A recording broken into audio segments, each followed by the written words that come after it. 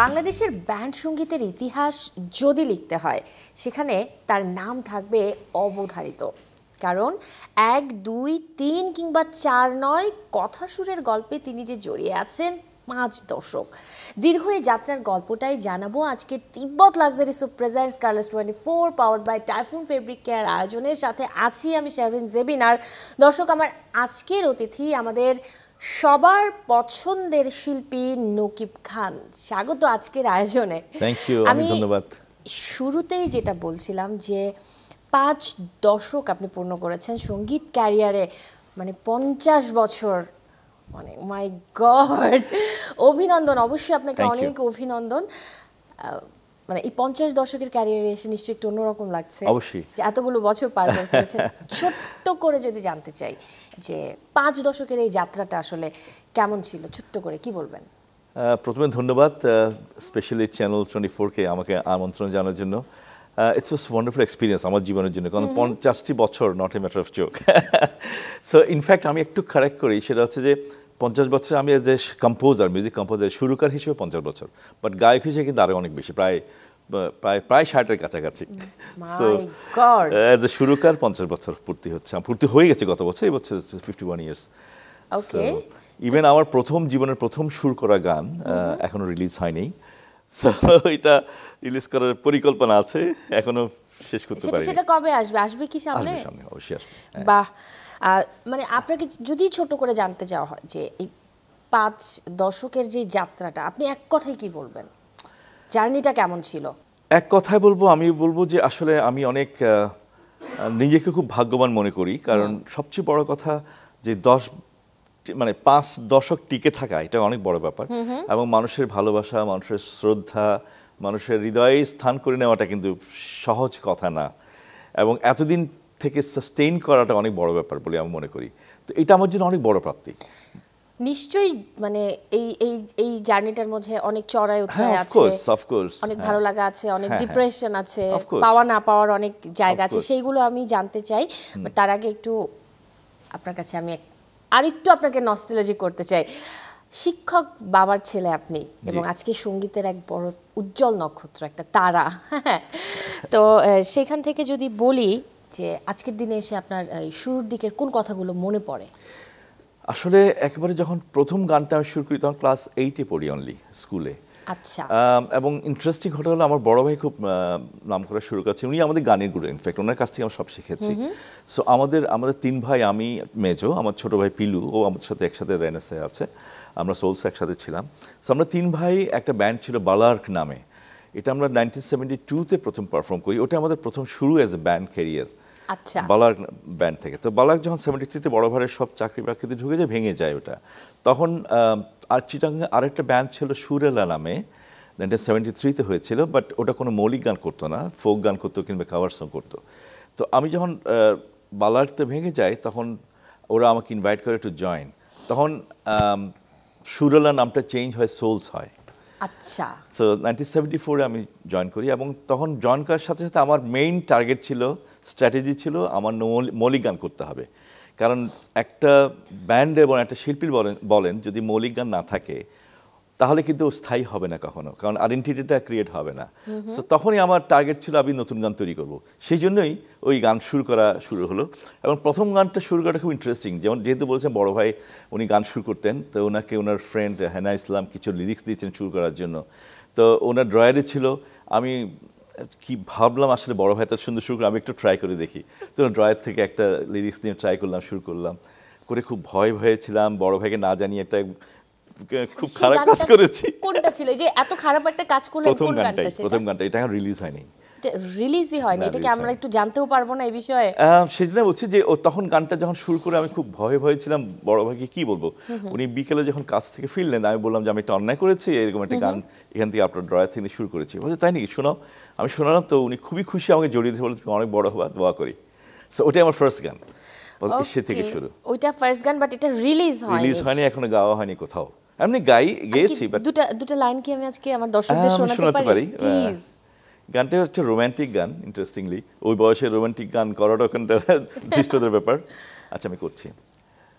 একাকী যখন নির্জনে আমি সব কথা ভুলে গিয়ে চুপি চুপি ছিলেম বসে ভাবিনি এমন কিছু হবে একাকী যখন নির্জনে আমি সব কথা ভুলে গিয়ে এই দুটো।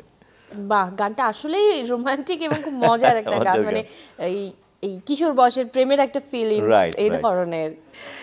ওকে, আমি যদি ভুল না করি আপনি প্রথম বাদ্যযন্ত্র বাজিয়েছেন হারমোনিয়াম। হারমোনিয়াম তো আছেই, প্লাস পিয়ানো অ্যাকর্ডিয়ান। ওকে। বালারকে আমি পিয়ানো অ্যাকর্ডিয়ান বাজাতাম, আমার বড় ভাই উনি কিবোর্ড বাজাতেন, তখন অর্গান, কিবোর্ড বলতো না তখন, অর্গান বলতো, অর্গান বাজাতো। সো সেটা দিয়ে আমার শুরু। ওকে, হারমোনিয়াম তো আপনি অবশ্যই। একদম দর্শকদের জন্য, হ্যাঁ, প্রথম কোন গানটা গেয়েছেন, যে আপনার কণ্ঠে যে গানটা সবাই প্রথম আচ্ছা, শুনেছে স্টেজে বা কোথাও যে কোনো জায়গায়? আমি প্রথম গানটি যেটা গেয়েছিলাম ওটা আর একটা ইন্টারেস্টিং ঘটনা একটু শেয়ার করি Please. অডিয়েন্সের সাথে। সোলস তখন চিটাগংয়ে, সোলসকে কেউ চিনতো না, কারণ ঢাকায় তো আজম খান, ফেরদৌস ভাই, পিলু আমসের অনেক বড় বড় স্টার। আমাদের একটা কম্পিটিশন হয়েছিল ঢাকায়, পপ মিউজিক কম্পিটিশন, সমস্ত বাংলাদেশ ব্যাপী। তখন চট্টগ্রাম থেকে সোলস এসে জয়েন করে এবং সোলস চ্যাম্পিয়ন হয়ে যায়, সবাইকে স্টারদের ফেলে। তো সবাই খুব তাক লেগে গেছে যে কী ব্যাপার, পোলাপান চিরং থেকে এসে এরকম চ্যাম্পিয়ন হয়ে গেল। তো ওখানে আমি যে গানটি গেয়েছিলাম, ওই গানটি হচ্ছে আমার বড় ভাইয়েরই শুরু করা, মনে করো এখন অনেক রাত। এটা আমার জীবনের প্রথম গান, প্রথম আচ্ছা। টেলিভিশনে গাওয়া গান, এবং ওটাই আমার আসলে সোলসও প্রথম এটা গানটা দিয়ে শুরু করি। তারপরে আমার নিজস্ব কম্পোজিশন শুরু হয়, তার দেখেন মন শুধু মন ছুঁয়েছে, তোরে পুতুলের মতো করে সাজিয়ে, এই মুখর অনেক জীবনে গান চলা আমরা বাকি, এগুলি পেয়েছি। সব তখন তৈরি হয় অ্যালবাম এখনো বের করার শুনছি জন্য। আমরা কিন্তু। এখনো 50 বছর পুরনো গান এগুলো। কিন্তু So- মনে হয় না, গানগুলো মনে হয় নতুনের মতোই একটা আমেজ তৈরি Right, করে রেখেছে। এই যে আপনি বলছিলেন যে বাল্য বয়সে হ্যাঁ। বালার্ক ব্যান্ডের সাথে ছিলেন, এরপর আপনি সোলসের সাথে যুক্ত হয়েছেন এবং Right. জানতে পারলাম যে সোলসের Right. ফার্স্ট নাম ছিল সুরেলা। হ্যাঁ, এবং সেটা ছিল, যদি সালটা ভুল না করি, 73 তে 74 হয়, বা but 73 74 সালে আবার নাম চেঞ্জ হয়ে সোলস আচ্ছা, হয়, আচ্ছা। যখন আমি জয়েন করি।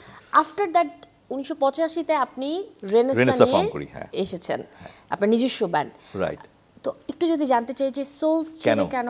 আচ্ছা, ভেরি ইন্টারেস্টিং এটা পয়েন্টটা। ইনফ্যাক্ট এটা সোলস ছাড়ার বা কোনো ইচ্ছা আমার ছিল না। হঠাৎ করে আমার একটা ফ্যামিলিতে হয়, ইনসিডেন্ট হয়, ট্র্যাজিক ইনসিডেন্ট। আমার আব্বা মারা যান, তখন আমার বড় ভাই থাকতেন ঢাকায়। সো আমরা 3 ভাই আসলে, আমরা তখন তো মাত্র জাস্ট কলেজ পার হয়েছি, ইউনিভার্সিটি ভর্তি হয়েছি। সো কে দেখবে, আমাদের তো কোনো ইনকাম নাই। তখন বড় ভাই আমাদেরকে ঢাকায় নিয়ে আসলেন, বা বাবার কাজটা করলেন উনি। আচ্ছা। তো ঢাকায় নিয়ে আসলেন এবং আমাদেরকে ঢাকায় ওনার বাসায় রাখলেন। তখন আর কি সোলসের সাথে কন্টিনিউ করা সম্ভব হচ্ছে না, বিকজ ওরা চিটাগংয়ে থাকে, শো করা ডিফিকাল্ট হচ্ছিল, প্র্যাকটিস করা ডিফিকাল্ট হচ্ছিল। কিন্তু আপনার তো গানের চর্চায় থাকতেই হবে, গান তো আপনার নেশার এটা একটা মতো। নেশা, এটা রক্তে আছে, ছাড়তে পারছিলাম। তো ঢাকায় বন্ধু বান্ধব ছিল, হ্যাপি আখান্দ, ওরা খুব আমার ক্লোজ ফ্রেন্ড ছিল। তারপরে আরও কিছু উইন্ডো সেলফ কেয়ার ব্যান্ড, তারপর অনেক ব্যান্ডের ওরা ছেলেপেলে আমাদের সাথে খুব ক্লোজ ছিল, ওদের সাথে আমরা রেগুলার প্র্যাকটিস করতাম। তো প্র্যাকটিস করতে করতে 85-এ তখন আমি পিলু তখন ঢাকা চলে আসে আমার ছোট ভাই। তারপর আরও 2জন উইন্ডো সেলফ কেয়ার ব্যান্ড থেকে আসে, মামুন এবং মোটো নাম, আমাদের যে বেসগিরের মতো মোটো ও ছিল। এই 4 জন হলাম। আমাদের ফার্স্ট সাথে বগি ভাই, উনি বিদেশে ছিলেন, উনি ব্যাক করলেন ঢাকায়। তখন আমরা 5 জন এক হলাম, আমরা যে প্র্যাকটিস করছি, why can't you do a new band. So তখন থেকে আসলে আইডিয়াটা হলো, 85-এ আমরা নতুন ব্যান্ড তৈরি হলো, রেনেসা। এবং সেই থেকে রেনেসা যাত্রা শুরু হলো আসলে। এই যে একটু আগে যেমনটা বলছিলেন, আপনার গাওয়া গান মন শুধু মন ছুঁয়েছে, ও মাই গড, এটা তো অসাধারণ এটা অবশ্য জনপ্রিয় তপন একটা গান। গিয়েছে এবং সোলসে, আমার লেখা আর কি, আমি আচ্ছা। শুরু করেছি আমার বড় ভাই কিন্তু। আচ্ছা আচ্ছা, তারপরে আপনার কাছ থেকে আমরা আরো গান পেয়েছি, যেমন ভালো লাগে জ্যোৎস্না রাতে, তুমি কি আজ বন্ধুর মতো। হ্যাঁ, এত এত গান দর্শক শ্রোতারা পছন্দ করছে এবং প্রজন্ম থেকে প্রজন্ম শুনছে। আমি যদি জানতে চাই যে আপনার পরিবারের আসলে কোন গানটা আপনার থেকে পছন্দের বেশি? প্রথম কথা হচ্ছে, আমি পরিবারের কাছে খুব কৃতজ্ঞ, কারণ আমি এমন সাপোর্ট পেয়েছি যেটা অনেকে পায় না। আচ্ছা। কারণ বললাম যে আমার বাবা শিক্ষক ছিলেন, কারণ শিক্ষকের ছেলে হয়ে আমি গান বাজনা করছি, হ্যাঁ, এটা নিশ্চয়ই কঠিন ছিল। কঠিন মানে কি, এটা আর আমি চট্টগ্রামে এটা আমি ছিলাম খুবই conservative society, it's not a matter of joke. মার খেয়েছেন বাবার হাতে গানের জন্য? বাবা খুব উৎসাহ দিত, আচ্ছা। আমার নিজেও গান গাইতেন, এবং আমার মা সাইডে খুব উৎসাহ পেতাম, আমার নানা গান গাইতেন, কলকাতা শিল্পী ছিলেন উনি। সো দুদিক থেকে উৎসাহ পেয়েছি, এবং কখনো আমাকে প্রশ্ন করে নেই, আমরা রাত বিরাতে ফিরছি 2টা-3টা শো করে, কখনো জিজ্ঞেস করে কোথায় ছিলা। সো ওইটা একটা বিরাট সাপোর্ট, এবং খুব এনকারেজ করতো আমাদেরকে। আরেকটা সাপোর্ট হচ্ছে যে আমি কখনো লেখাপড়া ছাড়ি নেই, আমি এটা অলওয়েজ কন্টিনিউ করেছি, বিকজ ওটা বাদ দিয়ে কিন্তু মিউজিক করতে গেলে কিন্তু আমি শেষ। সো দুটাকে সমানভাবে রাখা, এটা এইজন্য কিন্তু এই ফ্যামিলি থেকে প্রজন্মের জন্য সাপোর্টটা একটা বেশি পেয়েছি। এই জন্য ফ্যামিলি আবার যেহেতু বাবা শিক্ষক ছিলেন কিছু বলতে পারতেন, বিকজ আমি ক্লাসে তো ঠিকই করছি। হ্যাঁ, মানে এই জন্যই আসলে আপনি চাকরিও করছেন, গানও করছেন, Right, ভালো ব্যালেন্সও করলেন, এবং তরুণ প্রজন্মের জন্য এটাও কিন্তু একটা শিক্ষণীয় বিষয় যে Absolutely. অনেকে আছে গান করতে গিয়ে পড়ালেখাকে Right, হারিয়ে right, ফেলতে চায়, হারিয়ে তখনই ফেলতে কিন্তু বাবা মায়েরা আসলে মানে বাধাটা বাধাটা দেয়। আসে, right. যাই হোক, একটু জানতে চাই যে পরিবারের পছন্দ কোন গানটা কোন আপনার? গানটি? আসলে পরিবারের তো আসলে অনেকগুলো, আমার যেটাই ক্রিয়েট করি না কেন পরিবারের পছন্দ আছে, হয়। সো অনেকগুলো, যেমন মন শুধু মন অবশ্যই পছন্দের, ভালো লাগে জ্যোৎস্নাতে পছন্দের, অনুদিরে, আচ্ছা কেন মানুষ কেমন হয়ে যায়, এগুলো সব আমার পরিবারের পছন্দের। কিছু কিছু আমার সোলো অ্যালবামের গান আছে যেগুলো হয়তো আপনারা তেমন শুনেন নাই, ওগুলো অনেক পছন্দের, আমার ওয়াইফের অনেক পছন্দের গান আছে। সো এইরকম আর কি, এরকম আসলে সব গান। তাহলে ভাবির পছন্দের একটা গান প্লিজ আপনি শোনাবেন। এই গানটি লিখেছেন শহীদ মাহমুদ জঙ্গি, এটা আমার ফার্স্ট সোলো অ্যালবামে গানটি ছিল। গানটির টাইটেল হচ্ছে তুমি তো পটে আঁকা ছবি নাও। আমি দু লাইন Please. শোনাই।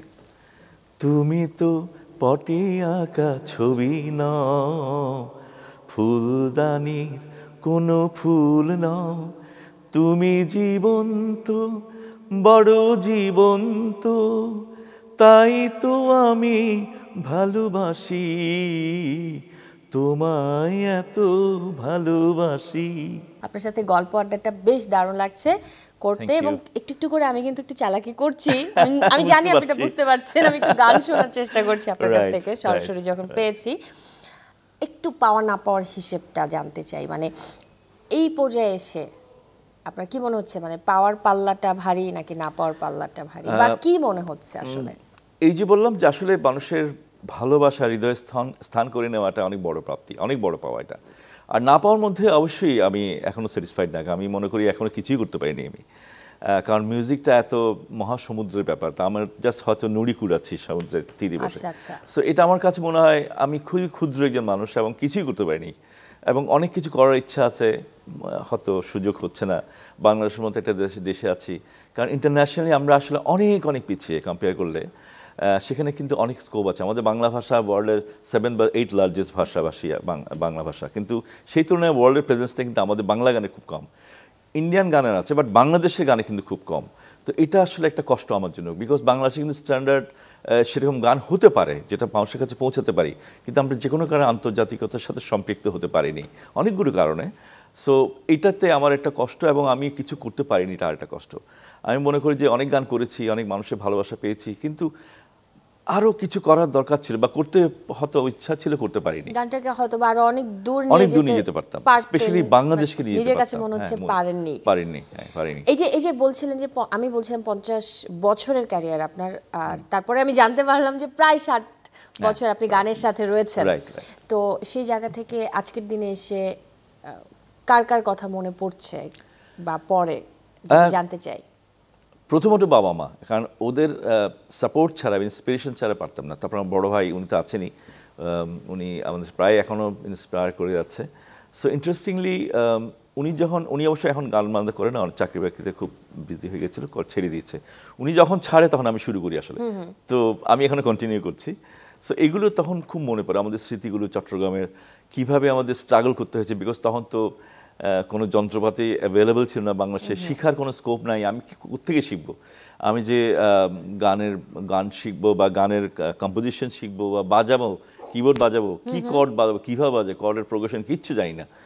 ওই কেউ বিদেশ থেকে কোনো রেকর্ড অ্যালবাম নিয়ে আসে, মানে সিডি তখন ছিল না, ভিনাইল ছিল, ওগুলো নিয়ে আসলাম, আমরা ওগুলো শুনতাম, শুনে তুলতাম, গান প্র্যাকটিস করতাম, ওভাবে অনেক কষ্ট করতেছে। সহকর্মীদের কথা যদি বলি, কার কার কথা বেশি মনে পড়ে?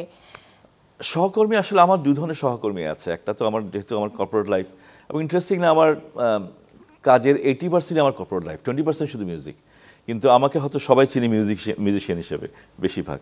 সো কর্পোরেট লাইফে অনেক কথা মনে পড়ে, অনেকে আমরা হারিয়েছিও, কারণ এখানেও কিন্তু একটা ব্যাপার আছে, আমার যেখানে চাকরির ক্ষেত্রে, সেটাও যদি আমি ওদের সাপোর্ট না পেতাম তাহলেও আমি পারতাম না কন্টিনিউ করতে। সেটাও কিন্তু একটা, আমাদের যারা যেখানে যে কোম্পানিগুলোতে আমি সবসময় মাল্টিনেশনাল কোম্পানিতে কাজ করেছি, সো সবার সহযোগিতা পেয়েছি এবং কখনো বাধা পাইনি। গানের সহকর্মী যারা আছে, বন্ধু বান্ধব যারা আছে, খুবই ভালো আমার সাথে টার্মস ছিল, এবং সবসময় আমি সহযোগিতা পেয়েছি, এবং সবাই খুব রেসপেক্ট করে, কেন জানি খুব ভালোবাসে আমাকে। আর যে কোনো কিছু গেছি আমরা একসাথে, কিন্তু কাজে উতরে গেছে, কোনো সমস্যা কাকে নেই। সবচেয়ে বেশি মিস করেন একটু যদি বলেন এক কথায়। মিস করি একজনকে খুব বেশি, সেটা হচ্ছে শেখ ইশতিয়াক। আমার খুব ভালো বন্ধু ছিল এবং অসাধারণ একজন কম্পোজার, নিজে খুব ভালো গান সুর করতো, বাজাতো, মানে অ্যাকোস্টিক গিটার খুব ভালো বাজাতো, গান গাইতো খুব ভালো। খুব মিস করি। হ্যাপি আকানকে খুব মিস করি, লাকি ভাইকে খুব মিস করি, যার সাথে আমার খুব ক্লোজ সম্পর্ক ছিল। তো এই মানুষগুলো আসলে বাংলাদেশের কনটেক্সটে অনেক অনেক অবদান ওদের আসলে। তারপরে আপনি যখন এই প্রায় 60 বছর আপনি পার করলেন সঙ্গীতের ক্যারিয়ারে, আপনার সময়টা ছিল আমি বলতে চাই যে একেবারে স্বর্ণযুগের মতো গানের, মানে একটা ভালো সময় গিয়েছে। বর্তমানে এসে যখন দেখছেন যে গানের চিত্রটা একটু ফ্যাকাশে, আপনার কি কিছুটা কষ্ট আমি এটা দেয় এবারে বিষয়টা? বা এটা একটু- কেন, কি মনে হয়? হ্যাঁ, আপনি যেটা বলেছেন আসলে এটার সাথে আমি একমত নই। ফ্যাকাশে কোন কারণে হয়েছে? বিকজ অফ দি যারা গান তৈরি করছে, অনেকগুলো মানে গ্লোবালি অনেক কিছু চেঞ্জ এসেছে, যেমন সিডি ক্যাসেট এগুলো নাই, এখন ডিজিটাল হয়ে গেছে সব কিছু। এবং এখন যেটা হয়েছে, শুধু আমাদের না, এটা গ্লোবালি কিন্তু সিনারিও, কারণ ডিজিটাল মাধ্যমে যখন এসছে তাহলে অনেকগুলো লিমিটেশন সেখানে আসছে। সবচেয়ে বড় সমস্যা হচ্ছে আমাদের পাইরেসি। আমাদের গানগুলো যে আমরা কপিরাইট ঠিকমতো আমরা ইউটিলাইজ করতে পারি না, পাইরেটেড হয়ে যাচ্ছে, কপি হয়ে যাচ্ছে। কারণ যারা এটাকে সিডি বা অ্যালবাম বের করবে, তাদের যে টাকা ইনভেস্ট করে ওটা উঠে আসছে না। এটা একটা বিষয় তো আছে, বাট আমার একটা বিষয় জানতে চাওয়ার যে আপনার এই যে 4-5 দশকের গানের ক্যারিয়ার, আপনি অনেক গান উপহার দিয়েছেন যেই গানগুলো আমরা আজও শুনি, আন্দোলিত হই সেই গানগুলো শুনে, বাট এখনকার গানে সেই প্রাণটা নেই। আচ্ছা, এটা কি বলবেন? এইটা একটু মানে আমি বলবো একটু অন্যভাবে বলি, প্রাণটা নাই সে কথা বলবো না, because generation to generation change হয়, মানুষের টেস্ট চেঞ্জ হয়, মানুষের কম্পোজিশন ধারণা থট প্রসেস চেঞ্জ হয়। তো এখন যেটা হচ্ছে কি, মানে আমি স্পেশালি আমি এই জেনারেশনের কথা বলছি, নতুন যারা আসছে তাদের কথা বলছি, দুটো জিনিস খুব অবজার্ভ করছি। আমি মনে করি বাংলা গানের যদি স্থায়িত্ব পেতে হয় তাহলে দুটো জিনিস দরকার, মূল উপজীব্য দুটো জিনিস আছে বাংলা গানে। একটা হচ্ছে লিরিক্সের ভ্যালু এবং এটা ডেপথ থাকতে হবে, আর একটা হচ্ছে মেলোডি। এই দুটো ছাড়া বাংলা গান খুব হবে না। আর এখন হয়ে গেছে টেকনোলজির যুগ, টেকনোলজিকে ইউজ করতে হবে বাট মিসইউজ করা যাবে না। টেকনোলজি অলওয়েজ আমাদেরকে ওয়েলকাম করতে হবে, কিন্তু আমাদের নিজস্ব যে ক্রিয়েটিভিটি, একটা মানুষের যে ক্রিয়েটিভিটি আছে সেটাকে বেস করে অ্যাজ এ টুল আমি টেকনোলজিকে ইউজ করবো, কিন্তু আমাদের ছেলেরা উল্টা করছে, তারা টেকনোলজির দাস হয়ে গেছে, ওটা হওয়া উচিত ছিল না। যার ফলে হচ্ছে কি মনের জিনিসটা আসছে না। বুঝতে পেরেছি, কষ্টের কথাটা একটু ফেলে দিয়ে একটু ভালো কথায় ফেরত আসতে চাই। আমি যদি ভুল না করি, আমি শুনেছি যে আপনার পরিবারের একটা রেওয়াজ আছে যে কারোর বিয়ে হলে একটা করে নতুন গান তৈরি হবে। আপনার বিয়ের গানটা আপনি নিশ্চয়ই তৈরি করেছিলেন? না, আমার বড় ভাই বিয়ের সময় আমরা করেছিলাম, কিন্তু আমার বিয়ে তো হয়নি, কারণ হয়নি এতগুলো গান কোনটা কি করবে তখন আর ওরকম হয়নি, আসলে আমার বিয়ে তো হয়নি। ওকে, আপনি তো প্রচুর গান করেছেন, প্রচুর গান আপনার কাছ থেকে দর্শক পেয়েছে, ওপেন এয়ারে গান করেছেন, কনসার্টে গেছেন, তো ভক্তদের তো অনেক পাগলামি থাকে, তাই না? একটা তেমন একটা ঘটনা যদি শেয়ার করেন। অনেক রকম পাগলামি থাকে, এটা ঠিক, মানে স্পেশালি কনসার্টে যারা তরুণ তরুণী আছে তারা, এটা তো খুব কমন যে অটোগ্রাফ, এখন তো সবাই সেলফি তুলে, সো এগুলো আছে। একটা ইন্টারেস্টিং ঘটনা, এটা না আমি কখনো বলিনি মিডিয়াতে, বাট এখন হঠাৎ মনে পড়লো। আমি এটা হচ্ছে ধানমন্ডি কি বলে ওমেন্স কমপ্লেক্সের মাঠে আমাদের বাম্বার এটা কনসার্ট হচ্ছিল অনেক আগে। তখন আমরা আমাদের ব্যান্ডের আগে অন্যান্য ব্যান্ড বাজাচ্ছিল, আমাদের ব্যান্ডের শুরু হবে একটু পরে, আমরা তখন এসছি মাত্র। তো ঢোকার অনেক অডিয়েন্সের লাইন ছিল, আমরা একটু পাশে দাঁড়িয়েছি, আমরা আর গেটে ঢুকবো। আমার একটা ঘড়ি ছিল, একটা মেয়ে এসে হঠাৎ করে আমাকে বলছে, নকিব ভাই আমি আপনার ফ্যান, আমাকে ঘড়িটা দিতে হবে। আমার হাতে জোর করে খুলে নিয়ে গেছে। আমি না কিছু কি বলবো, বলার কিছু অপেক্ষা রাখিনি, আর বলতে পারিনি কিছু। আচ্ছা, এরপরে বলেন তো যে এই মেয়েটা যে ঘড়িটা নিয়ে গেল, ভাবি কিছু বলেছিল যে কেন দিয়ে দিলা? তখন বিয়ে করিনি। ও, তাহলে তো এটা প্লাস পয়েন্ট ছিল। আপনি যে শুধু গান গেয়েছেন তা কিন্তু না, আপনি গান করিয়েছেন, শুরু করেছেন, লিখেছেন। যেমন আমি যদি ভুল না করি একেবারেই আইয়ুব বাচ্চুর কণ্ঠে এখন অনেক রাত গানটা আমরা পেয়েছি, কুমার বিশ্বজিতের কণ্ঠে পেয়েছি তোরে পুতুলের মতো করে সাজিয়ে, কিংবা ক্লোজ আপ ওয়ানের থিম সংটাও কিন্তু আপনার কাছ থেকেই পেয়েছি। আমি জানতে চাই যে আপনার কাছে আপনার নিজের কোন গানটা বেশি পছন্দের? না, আইয়ুব বাচ্চু এখন অনেক একটা আমার সুর না, ওটা আইয়ুব বাচ্চুরই সুর। আচ্ছা আচ্ছা, এখন অনেক একটা মনে করে, এখন যেটা আমার ফার্স্ট গান ছিল তার কথাই বলছিলাম, অনেকে এটা বাচ্চুর সাথে রিলেট করে, ওটা না আসলে। Okay. হ্যাঁ এটা আমার গান, পুতুলের মতো করে সাজিয়ে এটা এবং আমার ক্লোজ গান। আপ অনের থিম সংটা থিম সংটা আপনার, আমার এরকম করা। আরো অনেক গান আছে অনেক গান কিন্তু আছে, তালিকা করলে শেষ করা যাবে না, সবই শুনতে ভালো লাগবে। আপনার নিজের করা গানের মধ্যে আপনার কাছে কোনটা আমার বেশি কাছে ভালো যেটা লাগে? হয়, প্রত্যেকটা সৃষ্টি আমার কাছে সন্তানের মতো। তারপরে একটা স্যাটিসফ্যাকশন, ওটা শুনতে আমার ভালো লাগছে। প্রত্যেকটা গানে আমার কাছে মনে হয় যে কাকে বাদ দিয়ে কাকে আমি করব, সবাই ভালো। ঠিক আছে, সেই প্রতিটা গানের মধ্য থেকে আপনার পছন্দের আরেকটা গান এই মুহূর্তে যেটা মনে পড়ছে সেটাই গাই, যেটা সোলসের একটা গান, সোলসের ফার্স্ট অ্যালবামে ছিল, নদী এসে পথ। গানটা লিখেছেন খালিদ হাসান, আমার সুর করা ছিল। নদী এসে পথ সাগরে মিশে যেতে চায়, এই মিলন মেলাকে রুখে ভালোবাসা এমনি সর্বনাম, ফিরে আসে আর হারায় নদীরও অচেনা বাঁকে, নদী এসে পথ সাগরে মিশে যেতে চায়। নতুন ব্যান্ড দলগুলো যেন উঠে আসতে পারে, সেজন্য আপনারা বাম্বা তৈরি করেছিলেন, বাম্বা সংগঠন। এটার কি অবস্থা বর্তমানে? বাম্বা আছে, তবে এটা আসলে বাম্বাটা আমাদের ব্যান্ডের ব্রেন চাইল্ড ছিল, বগি ভাইয়ের, তখন থেকে শুরু। এখন প্রেসিডেন্ট হচ্ছে হামিদ আহমেদ মাইলসের।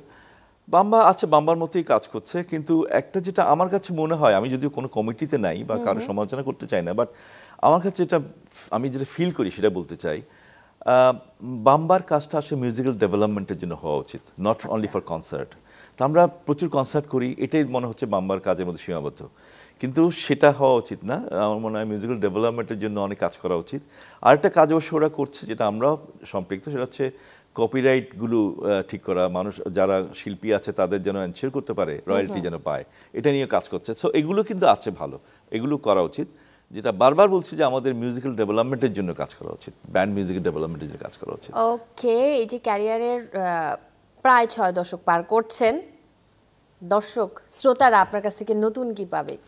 নতুন আসলে প্রবলেমটা হচ্ছে কি, আমাদের যেটা বললাম, আমার কিন্তু প্রচুর গান আমি শুরু করে রেখেছি, পড়ে আছে বাসায়, কিন্তু গাওয়াতে পারছি না because of this commercial issues. কারণ একটা গান বের করতে এখন অনেক কস্টলি হয়ে গেছে জিনিসটা, যেটা আমার পক্ষে সম্ভব না। যারা লেভেলগুলো আছে তারা আসলে, আমি জানি না, তারা অনেক সময় এত ভালো গান হয়তো চুজ করে না, এমন গান চুজ করে যেটা হয়তো ওই ছবি দেখে খুব পছন্দ করবে, মানে দেখাটা এখন ভিউটা অনেক বেশি হয়ে গেছে, ভিডিওটা অনেক ইন্টারেস্টিং হয়ে গেছে ওদের জন্য, বাট গানটা আসলে অডিও। তো অডিওটা যদি না হয়, ভালো না হয়, তাহলে কিন্তু ভিডিওটা যতই আপনি হন, এটা হয়তো গানটা কিছুদিন থাকবে তার হারিয়ে যাবে।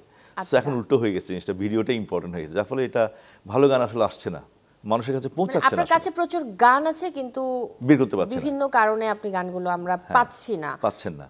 এবং আমি শুধু না, এরকম অনেকে আছে। আমি যেমন চাই, তেমনি ভক্ত শ্রোতা দর্শক যারা আছেন সবাই কিন্তু চাই আপনার কাছ থেকে নতুন গান আসুক। আমি নিজেও চাই বের করতে, কিন্তু সুযোগ পাচ্ছি না, কারণ এখানে অনেক অর্থনৈতিক ব্যাপার জড়িত আছে, যেটা আমার পক্ষে সম্ভব না। সো যারা এগুলি অ্যালবাম বের করে তাদের জন্য আমি অলওয়েজ মেসেজ দিয়ে থাকি, বাট ওরা ইন্টারেস্টেড না, কেন জানি না, আমাকে হয়তো পছন্দ না, বাট আমার গান হয়তো পছন্দ না, আই ডোন্ট নো। যাই হোক, এই সংকটটা কেটে যাক, আর আশা করবো এই প্রোগ্রামের মাধ্যমে যারা দেখছেন, সঙ্গীত নিয়ে যারা কাজ করেন, লেভেল কোম্পানিগুলো, তারা অবশ্যই এই বিষয়টা নজরে রাখবে। অনেক গল্প আড্ডা করছি, বাট সময়, মানে আমি কি বলবো, এই সময়টা আমার মন খারাপ হয়ে যায় যখন আমার আয়োজন শেষ করতে হয়, কিন্তু মন খারাপ করে আমি বাড়ি ফিরতে চাই না। নকিব ভাই, আমার একটা আবদার আছে, মন শুধু মন ছুঁয়েছে এই গানের সাথে আমি আজকে Tibbet luxuries of presence Colors 24 powered by Typhoon fabric care আয়োজনটা শেষ করতে চাই, এবং আরও একবার আপনাকে ক্যারিয়ারের 5 দশক, মানে প্রায় 6 দশক আপনি যেমনটা বলছিলেন, এটার জন্য আপনাকে আমি অভিনন্দন জানাতে চাই। অনেক ধন্যবাদ আপনাকে এবং চ্যানেল 24-কে। খুব ভালো একটা আয়োজন করছে, বিকজ এটা আমার জন্য একটা প্রাপ্তি, তাই না? আজকে 50 বছর পূর্তিতে এরকম একটা আয়োজন হয়েছে। মন শুধু মন ছুঁয়েছে আসলে, যেটা এটা খুব ইন্টারেস্টিং ঘটনা। তখন বড় ভাইয়ের নতুন নতুন বিয়ে হয়েছে, এটা আসলে ওই বিয়ের জন্য ওই গানটা তৈরি, বিয়ের পরেই আসলে গানটা তৈরি। আচ্ছা আচ্ছা। তো তার সাথে আরেকটা গান ছিল সুখ পাকে আলে উড়িয়ে, তো সোলসে ফার্স্ট অ্যালবামে ছিল। তো ওটা হচ্ছে ভাবি নতুন এসছে, ওনাকে আমরা সুখ পাখি বলছি, যে উনি উড়িয়ে এসছে, আমাদের আসছে, তো ওইভাবে এই গানটা তৈরি। ওটা আমার দুটোই আমার লেখা গান। সো আমি খুব কম গান লিখেছি, তার মধ্যে এই দুটো একটা। তো গানটা বড় ভাই শুরু করেছে আসলে। তো আমি শুনাই 2 লাইন। প্লিজ। মন শুধু মন ছুঁয়েছে, ও সে তো মুখ খোলেনি, ও হো হো হো। সুর শুধু সুর তুলেছে, ও ভাষা তো দেয়নি। মন শুধু মন ছুঁয়েছে, চোখের দৃষ্টি যেন মনের গীতি কবিতা, বুকের ভালোবাসা যেথায় রয়েছে গাথা।